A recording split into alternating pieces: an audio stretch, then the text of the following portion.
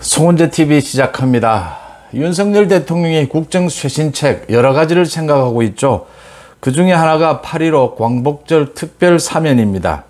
여기에 이제 정치인들이 얼마나 포함이 되느냐, 특히 민주당 쪽인 김경수가 포함이 되느냐 여부를 놓고 많은 논란이 일었습니다. 내일 이 특별 사면에 대한 위원회가 열리는데 사실상 결정이 되는 셈입니다. 김경수는 제외하기로 했다. 이명박 전 대통령은 연령이라든지 전 대통령에 대한 예우라든지 이런 부분으로 사면에 포함시키지만 김경수는 특사에서 제외하기로 했다. 제외하는 이유는 김경수의 죄질이 너무나 무거운 데다가 많은 국민들이 김경수 사면 부분은 반대하고 있기 때문이다. 윤석열 대통령이 거듭해서 이야기하는 국민의 관점, 모든 것을 점검하겠다. 이게 맞지 않느냐. 대통령실에서 이 부분에 대해서 내일 이제 사면위원회를 앞두고 이 부분을 확인을 하고 있는 부분들입니다. 이뿐만이 아니라 인적 쇄신 계속 이야기가 되고 있는데 박순애 교육부 장관은 사표를 쓴 것으로 보입니다. 대통령실에서는 확인해 줄 수 없다라는 입장인데 확인해 줄 수 없다라는 것은 대통령의 결정이 남아있기 때문이고 박순애는 사표를 쓴 것으로 보입니다. 내일 국회에 나와야 하기 때문에 취하가동 연령을 낮춘다든지 이 외고 폐지하는 이런 혼선, 이 부분에 대해서 집중적인 공격이 잇따를 것이기 때문에 가급적이면 오늘 결정이 되지 않겠느냐 이렇게 추측이 나오고 있습니다. 또 대통령실은 어떻게 되느냐, 많이 논란이 됐던 김대기 비서실장과 홍보수석 이야기가 나오고 있습니다. 김대기 비서실장 정도의 책임을 묻는 것이 맞지 않느냐 이렇게 보입니다. 윤석열 대통령이 정치를 시작한 지 1년이 됐는데 대통령 선거 기간에도 또 그 전에 국민의힘 후보 경선 과정에서도 윤석열 대통령이 매끄럽게 선거운동을 잘한 것은 아닙니다. 사실은 굉장히 실수도 많이 했고 말을 잘못한 경우도 많았습니다. 지지율이 이재명에 비해서 10% 이상 뒤지는 경우, 급격하게 지지율이 폭락하는 경우도 여러 차례 겪었습니다. 국민의힘 경선 과정에서도 아슬아슬한 국면들이 많았죠. 그런데 국민들이 윤석열 후보를 선택한 것은, 당원이나 국민들이 윤석열 후보를 선택한 것은 크게 보아 두 가지라고 봅니다. 하나는 진정성이 있다. 정말 기존 정치인들과는 다른, 그렇죠. 정치를 처음 하니까 기존 정치인들처럼 팬덤을 이끌고 다닌다든지 또 여러 가지 정치 기술을 선보인다든지 이런 형태가 아니다. 진정성 있게 있는 그대로 다가간다라고 하는 점이고, 또 하나는 윤석열 대통령이 학습 효과가 뛰어나다라고 하는 점입니다. 굉장히 사실은 고집도 있죠. 소신도 있고 고집도 있는데 국민들이 반대한다. 결국 자신이 잘못됐구나, 자신이 지금 조금 고집스럽구나 라고 느껴지면 고칠 줄 알았다라고 하는 겁니다. 고쳐야 할 부분에 가서 고칠 수 있다라고 하는 겁니다. 이준석 이야기가 계속 나오는데 이준석이 내부 총질을 하고 가출을 하고 그 난리를 필 때도 선거 국면에서 당대표를 내치는 것은 맞지 않다라고 판단해서 이준석에 대한 많은 반대가 있고 이걸 그냥 갈 수 있겠느냐 싶은데도 이준석을 끝까지 끌어안았습니다. 정말 자기가 내키지 않는데도 많은 당원들이, 다수의 국민이 지금은 이준석을 끌어안을 때다라는 그런 결정을 내리면 그게 또 따를 줄도 아는 학습 효과가 뛰어났다라고 하는 점입니다. 이런 윤석열 후보가 갖고 있던 학습 능력, 그 다음 진정성 있는 소통 능력, 이 부분이 어우러지면서 정권 교체의 주역이 될 수 있었다라고 하는 것이죠. 그래서 윤석열 정부가 지지율이 크게 하락했다라고 해도 지지했던 많은 국민들은 윤석열 대통령이 또 학습 능력을 보이면서 진정성 있는 국민 소통을 할 것이다라고 하는 점입니다. 윤석열 대통령이 오늘 오전에 이어서 오후에도 한덕수 총리에게 어떤 정책이든 국민의 관점에서 국민과 소통하지 않는, 국민의 동의를 얻지 못하는 정책은 의미가 없는 것이다. 오전에 도어스태핑에서도 그 이야기를 했지 않습니까? 국민 관점에서, 국민의 눈높이에서 모든 것을 점검하겠다. 윤석열 대통령이 또 한 번 크게 그동안 여러 차례 보여줬습니다. 사실은 국민의힘 경선에서도 보여줬고 대통령 선거에서도 보여줬고, 윤석열 대통령이 자신이 생각하는 소신, 그게 옳다 하더라도 국민들의 요구가 있다면 거기에 또 맞출 줄 아는 그 진정성, 학습 능력을 보여준다라고 하는 점입니다. 이번에도 보여주지 않을까 싶습니다. 특별 사면 이야기부터 정리를 하겠습니다. 그러니까 정치인 사면은 최소화하겠다. 경제인은 이재용 부회장이나 신동빈 회장, 경제인은 사면을 한다.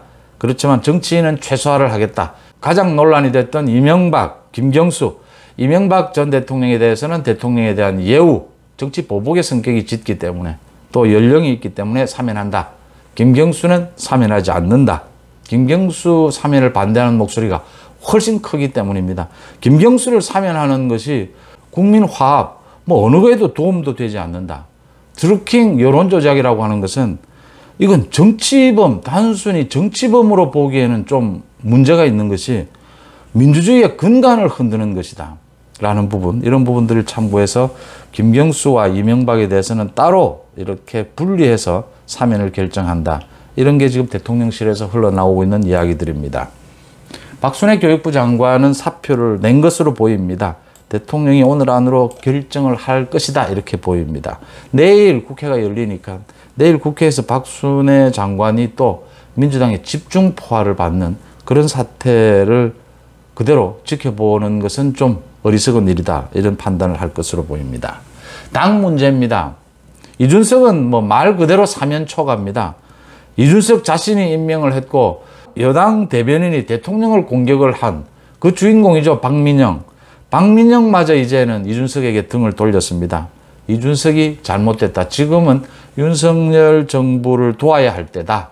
윤석열 정부 초반이다라고 하는 점입니다.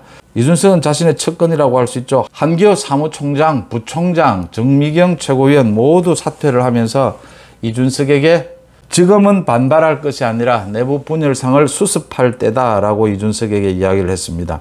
이준석으로부터 모두 등을 돌리고 있는 것이죠.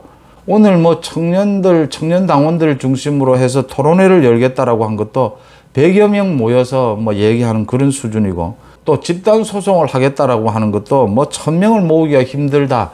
1000명을 넘기기 위해서 안간힘을 쓰고 있는데 다 부질없는 것으로 보입니다. 그러니까 이준석이 지금 판단을 잘 해야 하는 부분이, 이준석이 이 반발을 통해서 명분도 없고 정치적 실력 대결에서도 완패를 했습니다. 정치인은 그러니까 옥쇄라고 하죠. 자신이 지키고 싶은 당당한 명분을 위해서 죽을 수도 있습니다. 그런데 지키고자 하는 명분이 없습니다. 이준석이 지금 무엇을 위해서 싸우고 있습니까? 이준석이 정말 지키고 싶은 명분을 만들려면 윤리위에 자신에 대한 징계, 그 부분에 대해서 확실하게 자신이 혐의가 없다라는 증거, 반증을 내놓아야 합니다.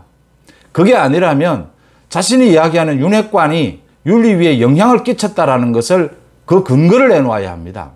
그걸 못 내놓고 있습니다. 두 가지 다. 근데 이준석이 왜 반발을 하는 거죠? 이렇게 묻게 되는 겁니다.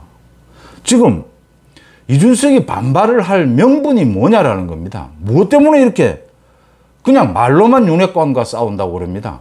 윤핵관이 문제가 있다라고 이야기하는 사람이 많습니다. 무슨 문제가 있는지를 정확하게 한번 꼬집어 보라는 이야기입니다. 윤핵관의 행태가 문제가 있을 수 있죠. 그런 부분들은 대통령 선거 이전의 이야기들입니다. 대통령 취임하고 난 이후에 이제 그런 문제들은 또 다른 부분으로 영역으로 넘어가는 것이죠. 이준석이 이렇게 억지스럽게 윤핵관과 대결 구도를 만들고 있고, 그래서 명분이 약하고 거의 없고 실력 대결에서도 참패를 당했다라고 하는 겁니다. 지금 이준석과 그 몇몇 주변 몇 명을 빼고는 모두 등을 다 돌린 겁니다. 마지막으로 등을 돌린 이유는 간단합니다. 한기호라든지 정미경이라든지 홍준표 모두가 등을 돌리는 이유는 한 가지입니다. 지금은 윤석열 정부를 공격할 때가 아니다라고 하는 점입니다. 윤석열 대통령도 비판할 수 있죠. 윤석열 정부도 비판할 수 있죠. 그러나 지금은 아니다라고 하는 겁니다. 이 부분은 민주당 지지층이나 중도층 모두 다가 일부 인정하는 부분입니다. 지금 정권 초반에 윤석열 정부를 공격해서 민주당이 하다시피 탄핵을 이야기하고 헌법을 바꾸자까지 이렇게 이야기를 하는 것이 국민, 전 국민을 위해서, 나라를 위해서 그게 도움이 되느냐라고 하는 부분입니다. 누가 좋으라고 지금 윤석열 정부를 흔드느냐라고 하는 겁니다. 그래서 지금 민주당도 탄핵이 먹혀들지 않고 있고 개헌 이야기도 먹혀들지 않는 겁니다. 많은 대부분의 국민들이, 합리적인 국민들은 지금은 윤석열 정부에 힘을 실어줄 때다. 억지로 윤석열 정부를 흔드는 것은 잘못된 것이다. 그런데 집권 여당의 대표가 뚜렷한 명분도 없이 대통령을 공격하고 나선다. 이건 용납이 안 되는 부분인 겁니다. 이래서 이제 이준석 앞길에는 두 가지가 있다. 내일 비대위가 열리기 전까지 이준석에게 기회가 있습니다. 그래도 막판에 스스로 당대표직을 사퇴하면 그래도 이준석이 정치인으로서 완전히 끝장이 나는 것은 아닙니다. 이준석에게는 두 갈래 길이 있습니다. 스스로 대표직에서 사퇴를 하든지 아니면 정말 성상납 부분으로 인해서 경찰 수사를 받고 구속이 되든지 그 두 가지 길입니다. 아무도 이제 이준석에 대해서 어떤 국민도, 대다수 국민들은 이준석에 대해서 비호해주는 그런 사람들이 거의 없어져 버렸습니다. 왜 그럴까요? 그 대답을 오늘 윤석열 대통령이 한 것입니다.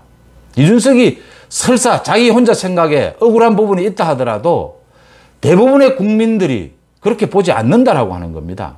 그게 가장 가까운 사람들이 등을 돌리는 이유입니다. 자기가 옳다라고 하더라도 세상이, 온 국민들이 아니다라고 하면 고칠 줄 아는 것, 바꿀 줄 아는 것. 그게 학습 능력이고 진정성 있는 소통 능력인 것입니다. 윤석열 대통령은 국정쇄신이라는 이름으로 이번에 그것을 또 보여줄 것이다. 이렇게 예상이 되는 대목입니다.